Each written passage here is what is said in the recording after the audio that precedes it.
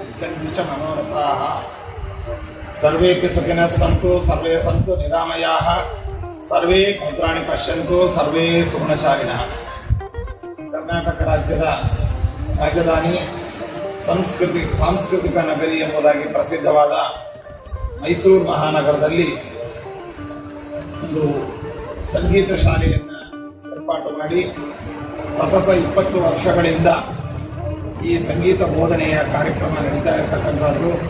ಅದರಲ್ಲಿಯೂ ಸಂಕೀರ್ತನೆಗಳನ್ನು ಮಾಡುವಂತಹದ್ದು 8 ವರ್ಷಗಳಿಂದ ನಿರಂತರವಾಗಿ ನಡೆಸಿಕೊಂಡು ಬಂದು ವರ್ಷದ ಪ್ರಾರಂಭದಲ್ಲಿ ಅಥವಾ ವರ್ಷದ ಅಂತ್ಯದಲ್ಲಿ ಒಂದು ಪವಿತ್ರ ಕ್ಷೇತ್ರಗಳಲ್ಲಿ ತೆರಳಿ ಸಂಕೀರ್ತನೆಯನ್ನು ಮಾಡುವ ಮೂಲಕ ಅಭಿನಯವನ್ನು ಮಾಡಿ ಅದನ್ನು ಸೇವಾರೂಪವಾಗಿ ಅಲ್ಲಿರುವಂತಹ ಹರಿಗುರುಗಳಿಗೆ ಸಮರ್ಪಣೆ ಮಾಡುವಂತಹ ಒಂದು ಕಾರ್ಯಕ್ರಮವನ್ನು ಪುರಂದರದಾಸರ ಆರಾಧನೆಯ ದಿನದಂದು ಪ್ರಾರಂಭವಾದಂತಹದ್ದು ಪುರಂದರದಾಸರ ಪೂರ್ವಾರಾಧನೆಯ ದಿನಕ್ಕೆ ಅದು ಒಂದು ವಿಶೇಷವಾಗಿ ಇಂದಿನ ದಿನ ಸಹಯೋಗವಾಗಿ ಬಂದಿದೆ.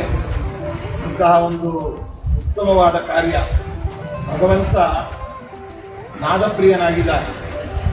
ಅವನು ನಾದಕ್ಕೆ ಒಲಿದು ಅದರಲ್ಲಿರುವಂತಹ ಭಕ್ತಿಯನ್ನ ಸ್ವೀಕಾರ ಮಾಡಿ ನಮ್ಮನ್ನು ಅನುಗ್ರಹಿಸ್ತಾನೆ.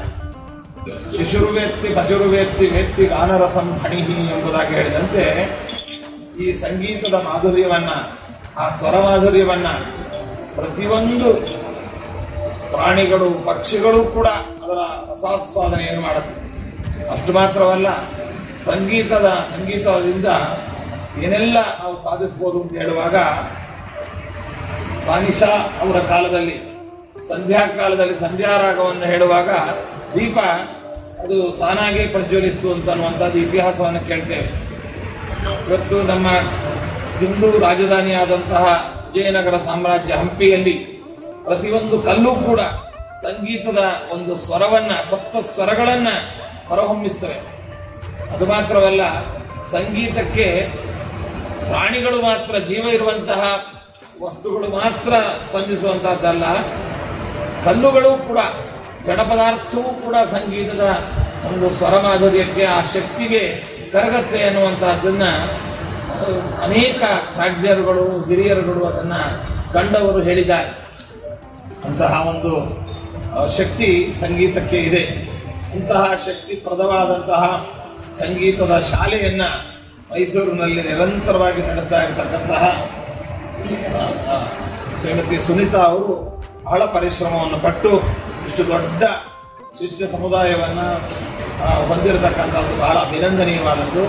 ಅವರು ಈ ಮಂತ್ರಾಲಯದಲ್ಲಿ ಕಾರ್ಯಕ್ರಮವನ್ನು ಮಾಡಬೇಕು ಅಂತ ಒಂದು ಅಭಿಪ್ರಾಯವನ್ನು ವ್ಯಕ್ತಪಡಿಸಿದರು. ಮಂತ್ರಾಲಯ ನಾದಯೋಗಿಗಳಾದಂತಹ ಗುರು ಸಾರ್ವಭೌಮರ ದಿವ್ಯ ಸನ್ನಿಧಾನ. ಇವತ್ತು ನೀವು ಅಭಿನಯಿಸಿದ, ನೀವು ಹಾಡಿದ ಪ್ರತಿಯೊಂದು ಭಕ್ತಿ ಸಂಗೀತವನ್ನು ಕೂಡ ಗುರುರಾಜರೇ ಅದನ್ನು ಶ್ರವಣ ಮಾಡಿ ಸಂತೋಷಪಟ್ಟು ತಲೆದೂಗಿದ್ದಾರೆ. ನಿಮ್ಮನ್ನೆಲ್ಲರನ್ನೂ ಆಶೀರ್ವದಿಸಿದ್ದಾರೆ. ಖಂಡಿತವಾಗಿಯೂ ನಿಮಗೆ, ನಿಮ್ಮ ಕುಟುಂಬಕ್ಕೆ, ಬಂಧು ಬಾಂಧವರಿಗೆ, ಸ್ನೇಹಿತರಿಗೆ ಎಲ್ಲರಿಗೂ ಕೂಡ ವಿಶೇಷವಾಗಿ ಅವರವರ ಬೇಡಿಕೆಗಳಿಗೆ ಅನುಸಾರವಾಗಿ ಭಗವಂತ ಅನುಗ್ರಹಿಸಲಿ ಅಂತ ಪ್ರಾರ್ಥಿಸ್ತಾ, ಇದಕ್ಕೆ ಮುಖ್ಯವಾಗಿ ನಮ್ಮ ಹುಡುಗಿಯಾದಂತಹ ಶ್ರೀಮತಿ ಪ್ರತಿಭಾ ಗುರುರಾಜ್ ಅವರು ಕೂಡ, ಅವರ ಯೋಗಿಕರು ಎಲ್ಲ ದಾಸರಾಜ ಮಠದ ಹಿಂದಿನ ಪೀಠಾಧಿಪತಿಗಳ ಮೊಮ್ಮಗಳು.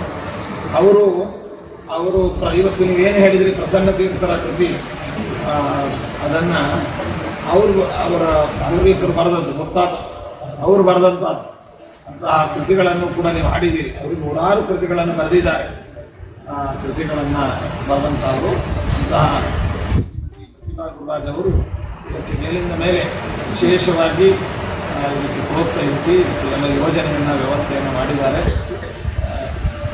ಆಚರಣೆ ಕೂಡ ವಿಶೇಷವಾಗಿ ಜ್ಞಾನಭಕ್ತಿಗಳನ್ನು ನೀಡಿ ಸಾಂಸಾರಿಕ ಸುಖ, ಮಕ್ಕಳಿಗೆ ವಿಶೇಷವಾದ ಅನುಗ್ರಹ ಮತ್ತು ಅತಿ ಬೇಗ ಅಜ್ಜಿ ಆಗಲಿ ಅಂತ ನಾವು ದೇವರಲ್ಲಿ ಪ್ರಾರ್ಥಿಸ್ತಾ ಎಲ್ಲರಿಗೂ ಶುಭವನ್ನು ಕೋರ್ತಾ ಇದ್ದೇವೆ.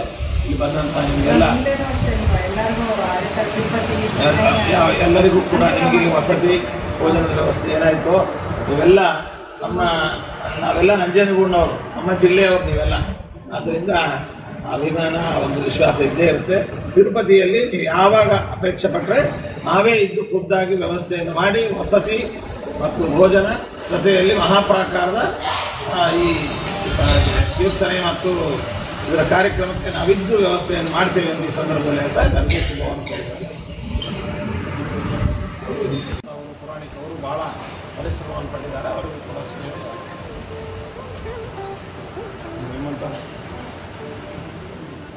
ಬನ್ನಿ, ಪ್ರಸಾದ ಇದು ಬೇಡ ಅಂತಿಲ್ಲ, ನೀವು ಕೊಟ್ಟಾಯ್ತು, ನಾವು ತಗೊಂಡಾಯ್ತು. ಬನ್ನಿ, ಒಳ್ಳೇದಾಗಿ ಇದು ರಾಯರ ಪ್ರಸಾದ ಇದು ಈಗ. ಒಳ್ಳೇದಾಗಿ